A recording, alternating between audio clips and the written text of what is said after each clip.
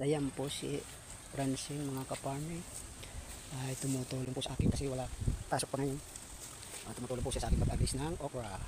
Dito po yan sa kuha ni Ma'am Saisi sa mini farm.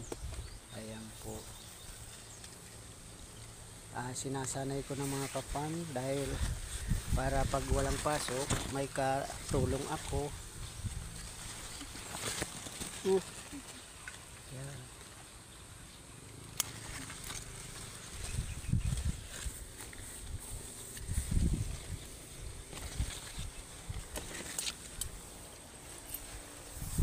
Mga kapan, may katulong na ako dito sa mini farm.